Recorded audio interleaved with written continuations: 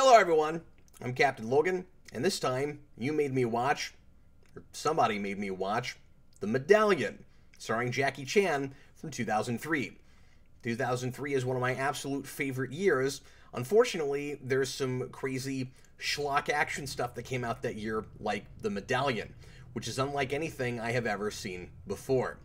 I'd like to thank, if that's the right word, T-Edge1, Tom, for choosing this movie, and I'm going to assume that he picked it because it technically, I guess, counts as a superhero film.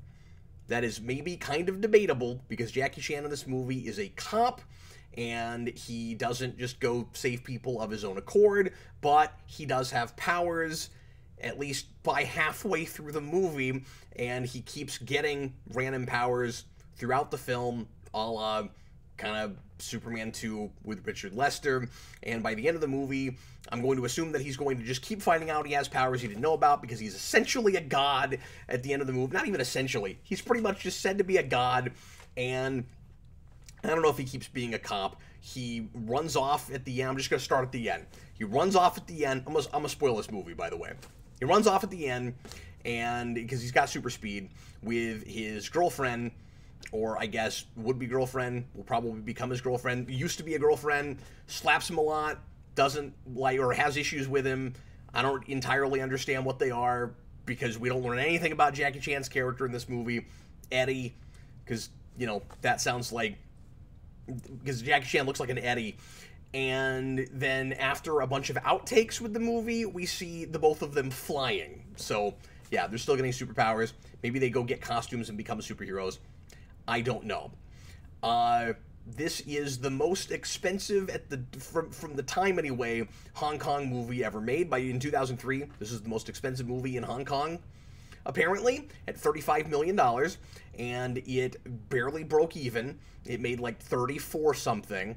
So that means, of course, that it didn't actually break even, because movies have merchandise, well, not merchandising in this case, probably, although advertising costs. It would be hilarious to see action figures from this, though, or just a bunch of medallions.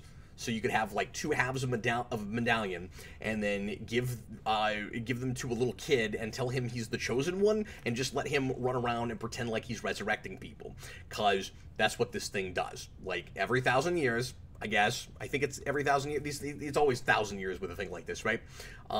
There's like this mystical artifact that's the MacGuffin of the piece, and there's a little kid that's chosen arbitrarily by, I guess, the universe to have this power with this medallion that lets you resurrect anybody from the dead that you want to.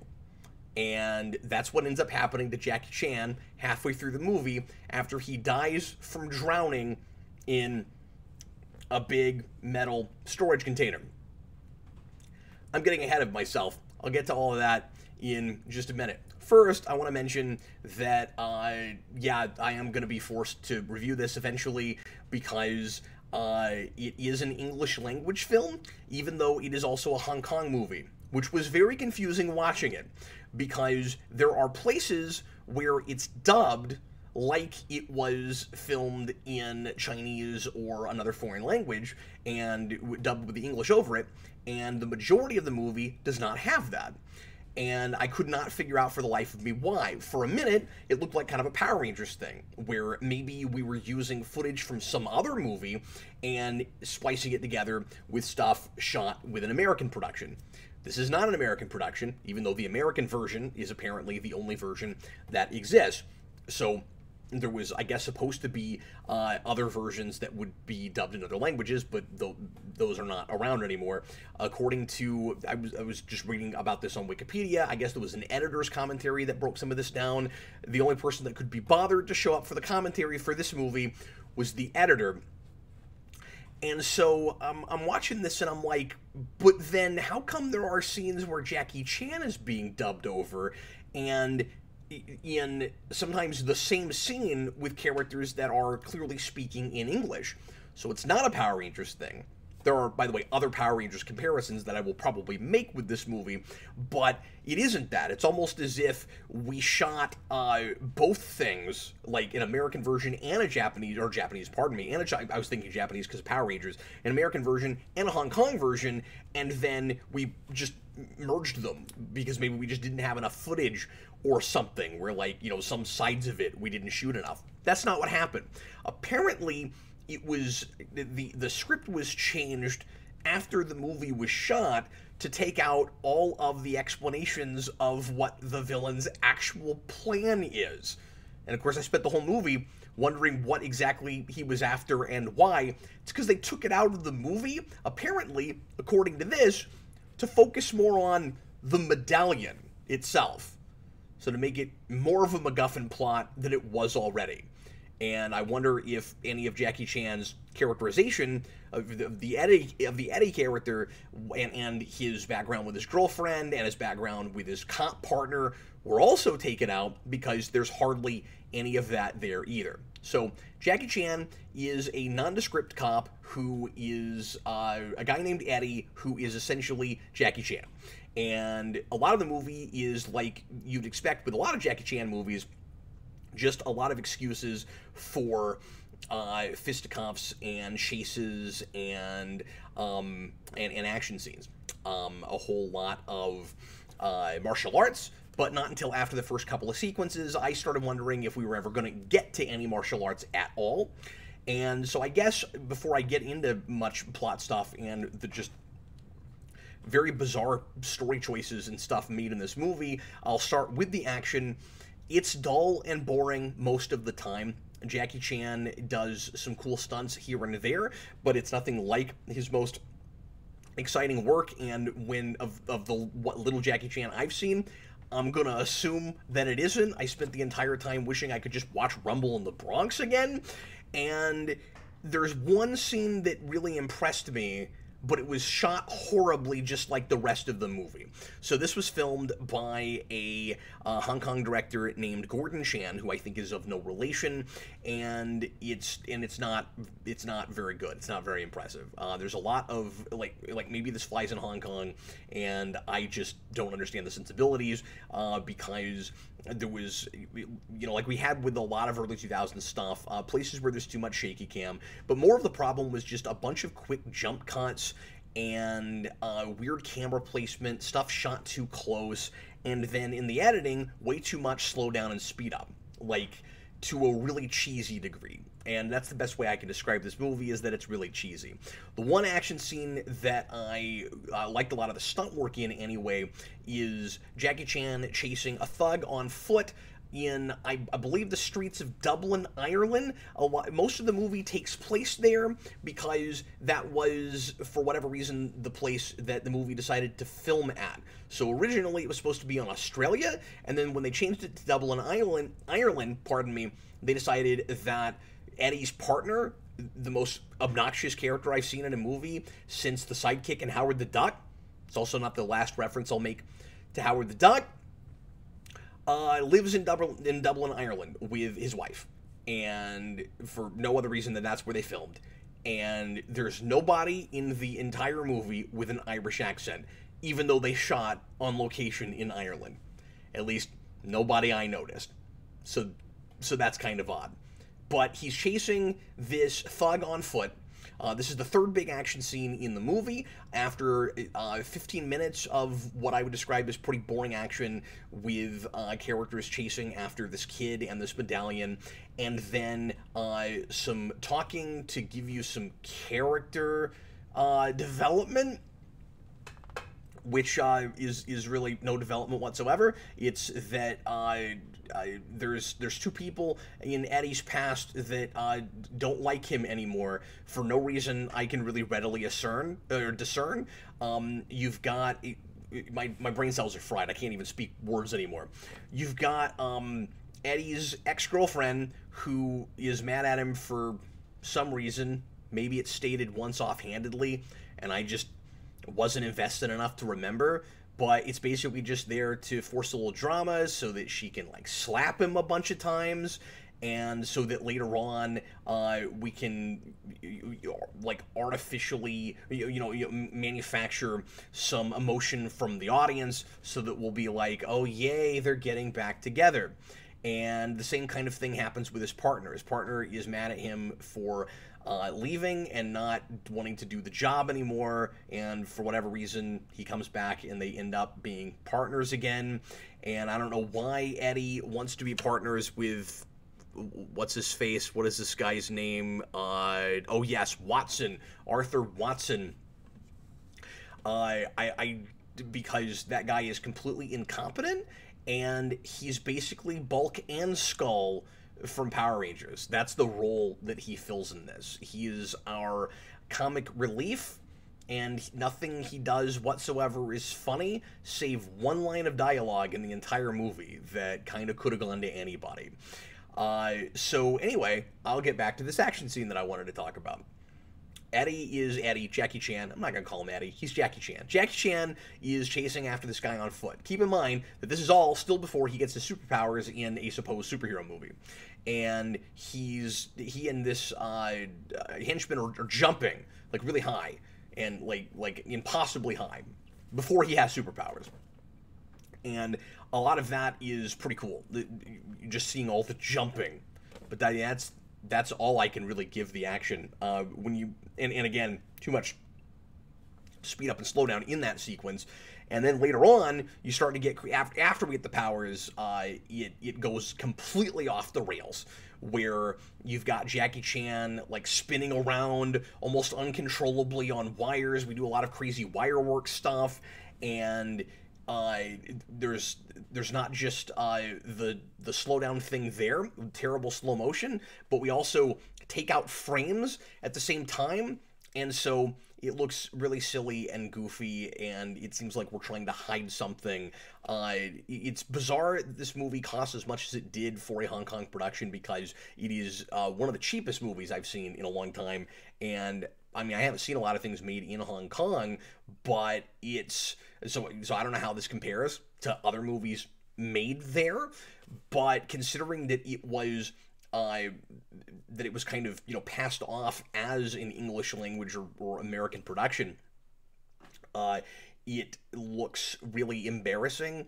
And I've seen stunt movies like this, of course, that look a lot better, with a lot better special effects, like things like Crouching Tiger, Hidden Dragon, which is one of the movies that I would say that this is a combination of, mostly just because of the wire work, I guess.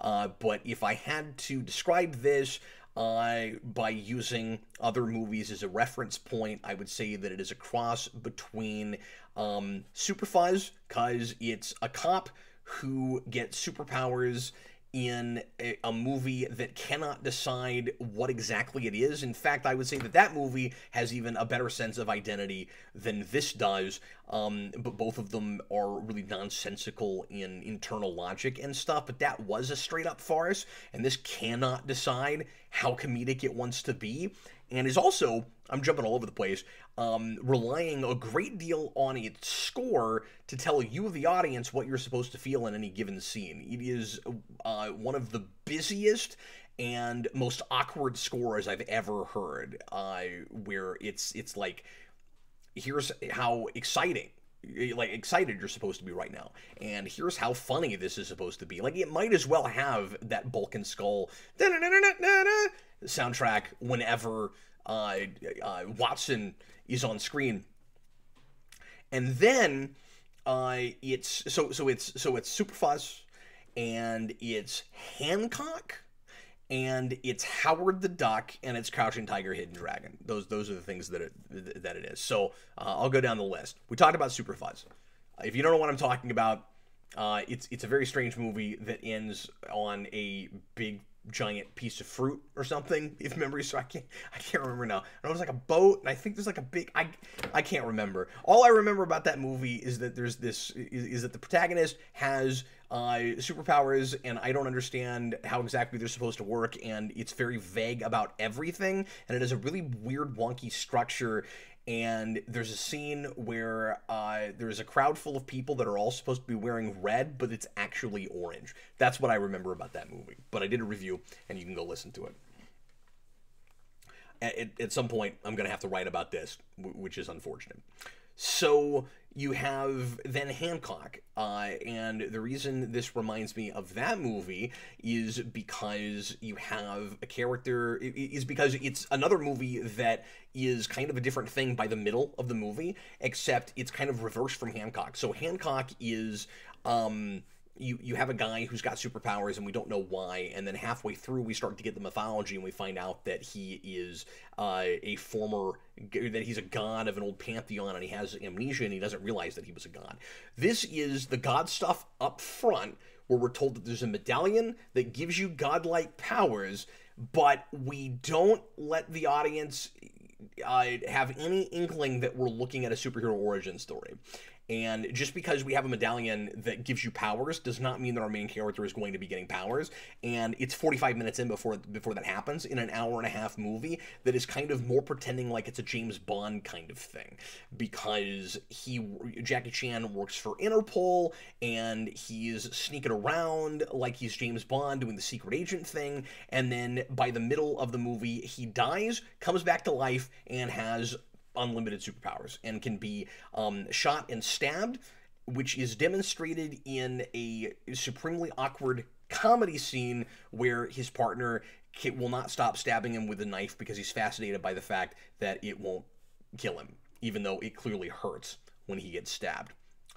Everything about that guy is awkward, and it's horrible to sit through. The whole movie, by the way, is horrible to sit through. I have almost nothing nice to say about this movie, except I like that scene with all the jumping. I liked the jumping itself, actually, more than I liked the way the scene was shot. So, like I said, like Hancock, it suddenly turns into a different thing, and we understand the godhood and the power thing at the beginning, but like I said, we don't know that our hero is going to suddenly get powers. And then also, like Hancock, his love interest becomes a god just like he is, and it's the reverse thing of Hancock, where in Hancock his love interest is already a god and knows she's a god, and then the both of them have powers at the end still. In this, his would-be or former girlfriend, who will be his lover again, clearly gets her powers at the end just like he did, because she dies in the big fight with the bad guy, and then the kid brings her back to life because we have a magic triple blood thing that lets you bring back to life anybody you want to. So there's no tension whatsoever because you always know what's going to happen, that people are going to get brought back to life with this thing.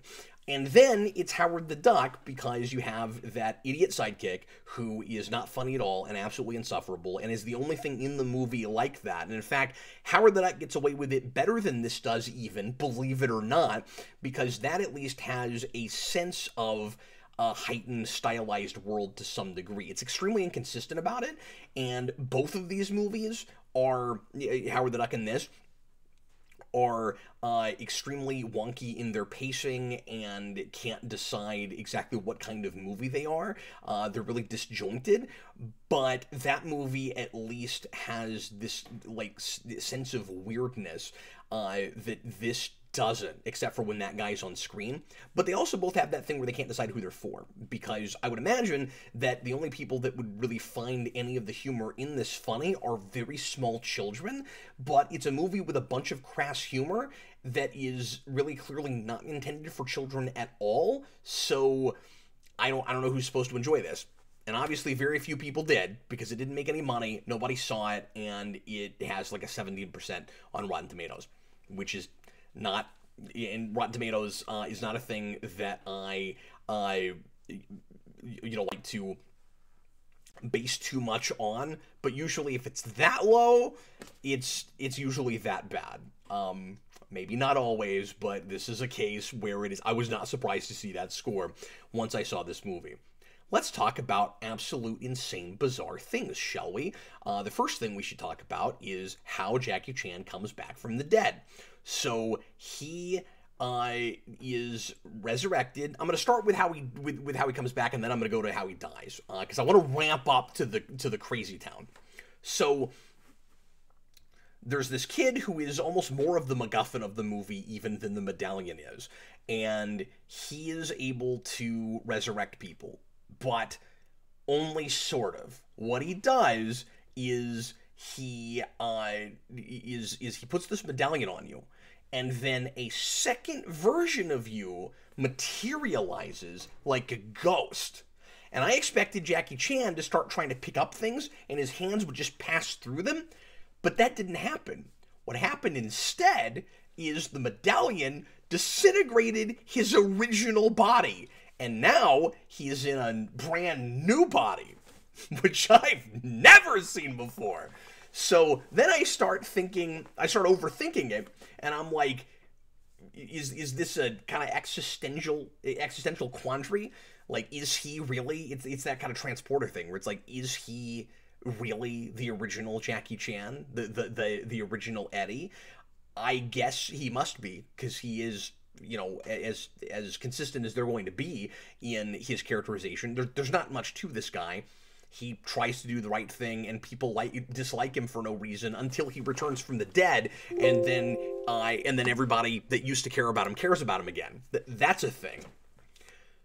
So yeah, it's really weird. And then the other thing with the medallion is, if you bring back somebody, they are immortal if you do it with the whole medallion.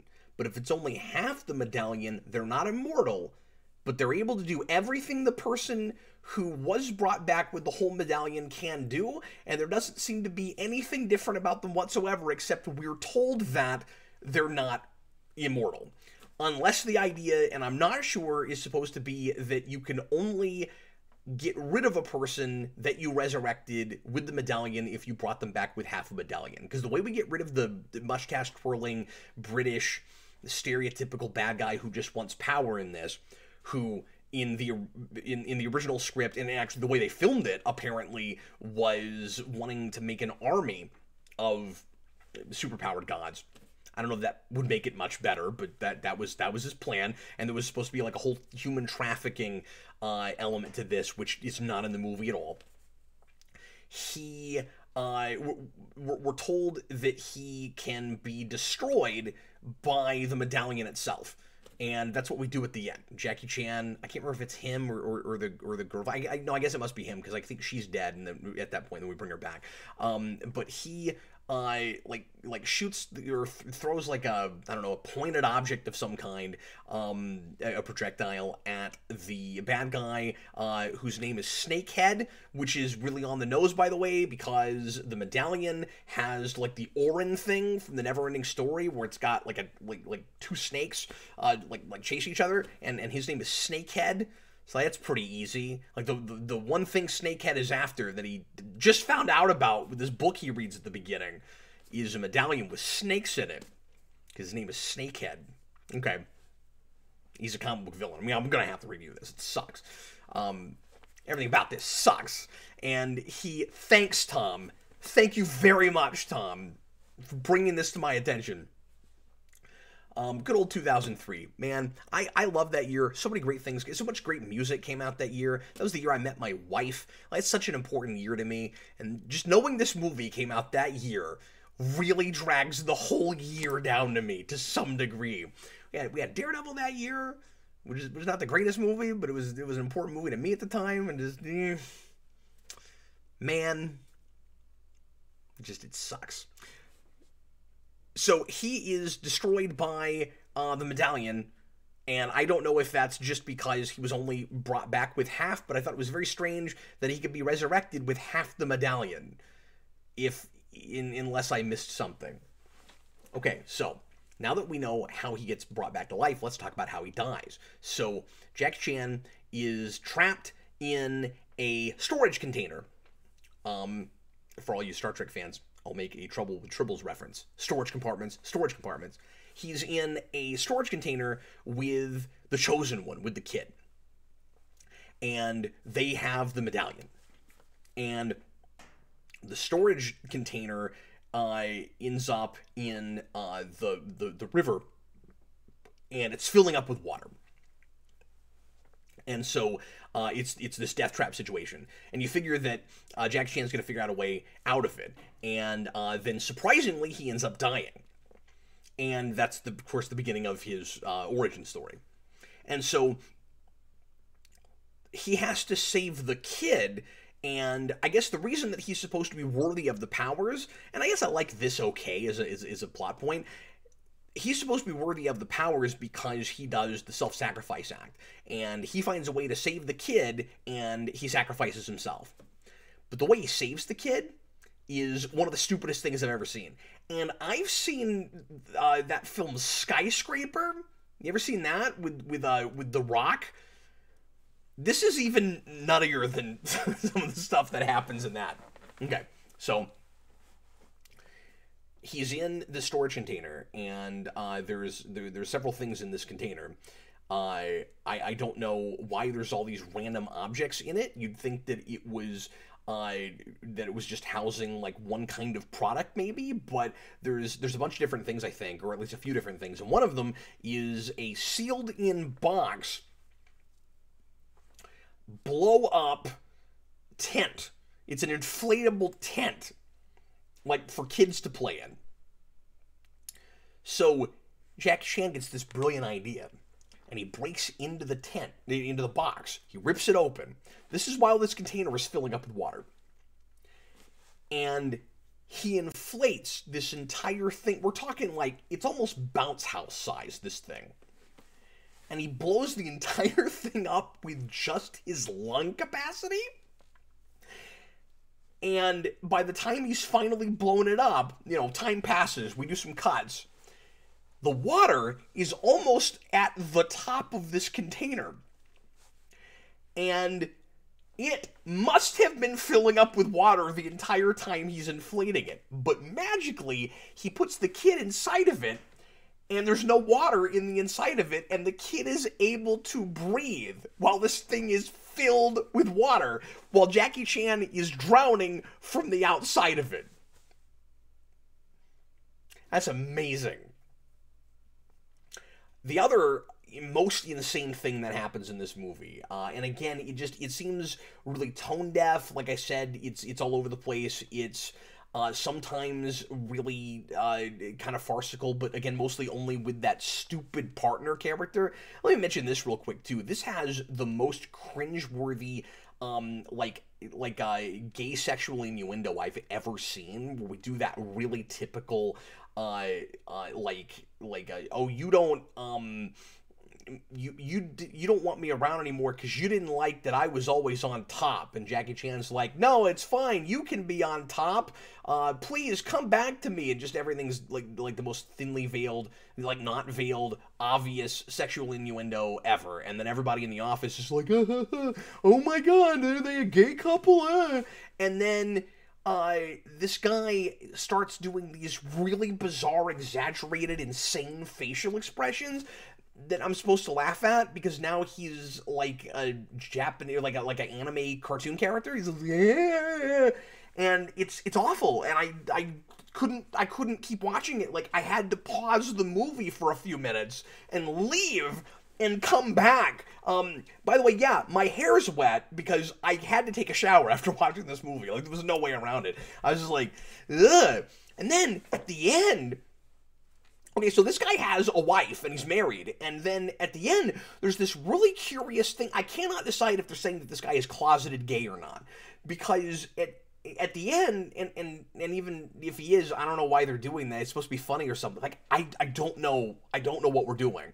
We'll get to the end of the movie, and when, I guess the rule is, if you get resurrected by the medallion, you get to wear whatever you were wearing when you died, even though you have a brand new body. Your soul is put in this new body.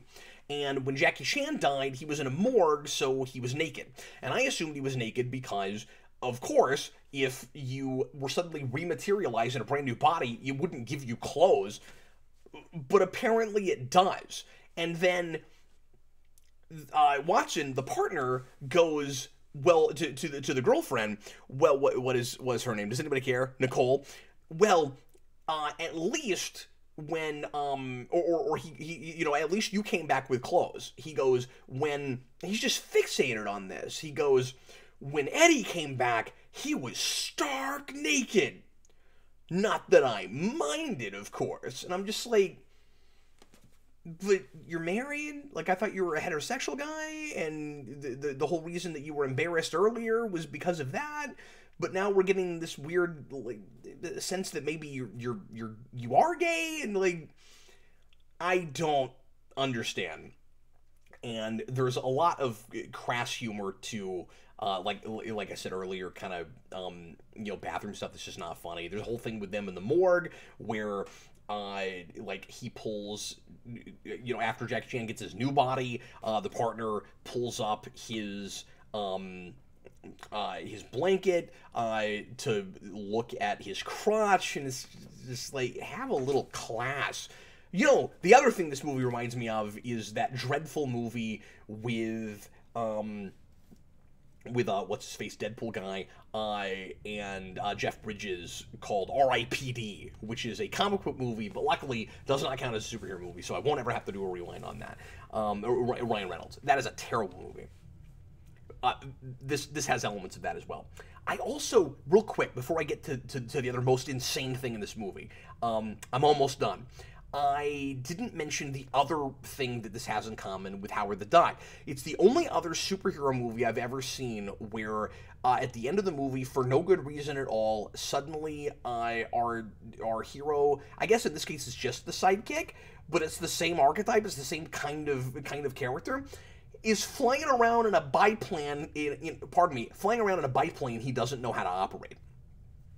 Like, what are the odds of that? It's almost like it's homaging Howard the Duck. How's that even in there? How did that even happen? I was expecting the bad guy to get possessed by an interdimensional being and go, I am something else.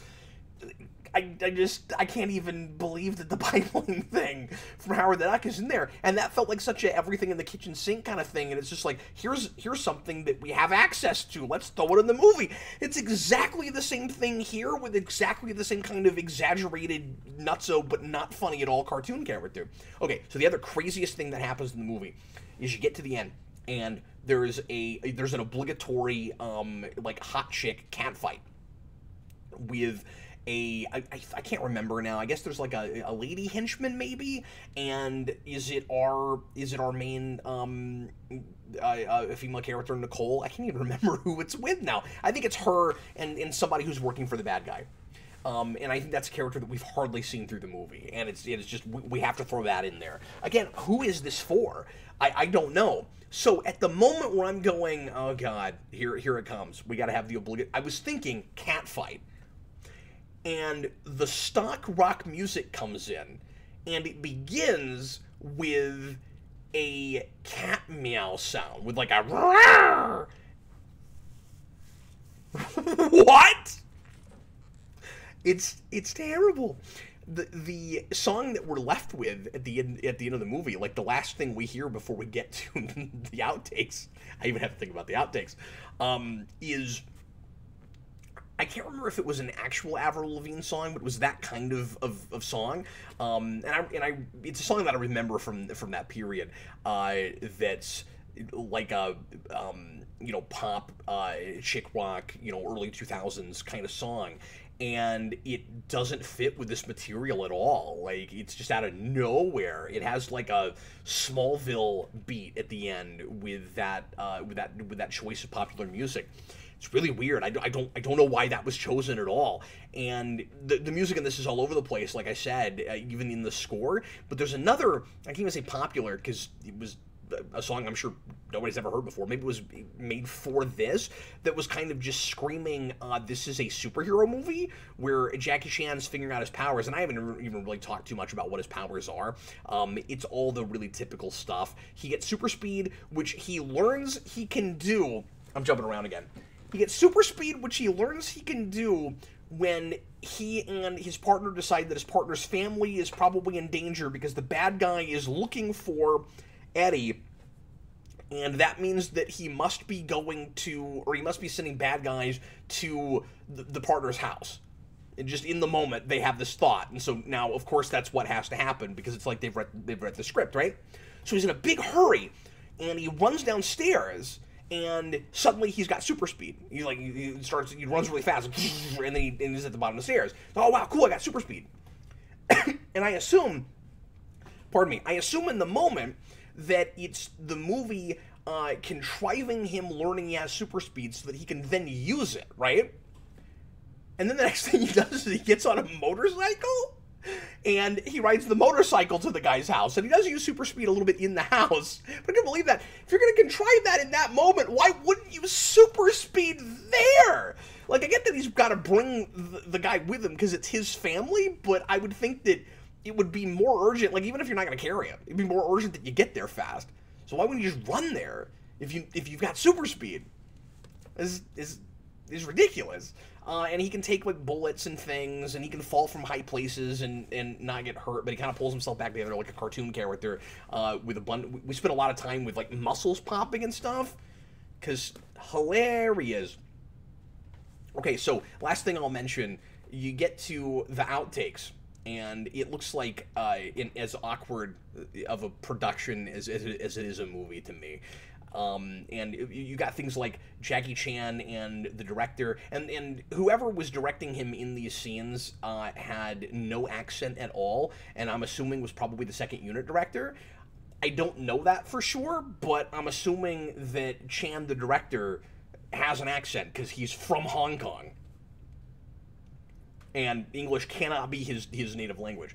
And so it seemed like Jackie Chan and that director were kind of arguing about who, like, kind of about who says, action, because he's like, action, and then it gets kind of awkward. They start, they're about to do their lines, and then one of them flubs up, and then the guy's waiting for Jackie Chan to start, and Jackie Chan's waiting for him to say action, and it's just, you can tell that something is kind of off with the whole thing. I'm not going to say that Jackie Chan doesn't look in those outtakes like he's having a good time, but, you know, he's getting to do stunts and stuff, which is what he likes. Like, I wish I could just watch a stunt show when I see a thing like this. Why do I have to see a crappy narrative holding all this stuff together? Even with the not great editing and shooting, I'd rather just see a bunch of stunts strung together than any attempt at a story at all. The only thing I know about Jackie Chan's character is that he's bad at cooking, and he's a cop. Like, that's what I know about him. That's it. And he had a girlfriend and a partner, both of which are mad at him for not much of a good reason. One of the outtakes is just a guy getting hit by a car. Just, like, I guess it's supposed to be funny that a stunt guy got hit by a car. They just have it in there with no context at all. It's like every other thing is supposed to be a funny blooper, like a stupid thing that somebody did. Because Jackie Chan movies often, I think, ended with bloopers. And he, you know, the comedic ones anyway. And somebody just gets hit by a car. And it's just in there. And then it jumps to the next outtake. I was like, wow. That's maybe in poor taste. I mean, he didn't get killed or anything, but he just gets hit, and then he falls over, and we get, I'm not feeling it at all. This movie is horrible. It's fun to talk about, though, I suppose. I guess I've got that. But, man, my brain is Swiss cheese now, because I had to watch that and Nick Fury, Agent of S.H.I.E.L.D. in the same day. And that was an absolute mistake. Anyway, thanks a lot for watching, and if you want to make me watch something, please be gentle. You can become a patron at the $15 tier. That's patreon.com/geekvolution. And you can get on the rotation and keep donating monthly if you really want to. But don't feel the need to do that. You can just, you'll stay at the rotation if you do that. And right now we have, I think, about 16, 17 people there. So every 4 months or so at the moment is how long it takes to get one. If you want to just put in for 1 month and then get your one request on the list, you can certainly do that, and you will still get your review even if you don't stay in the rotation. So anyway, thanks a lot for watching, folks. Really appreciate it, and I will see you again next time.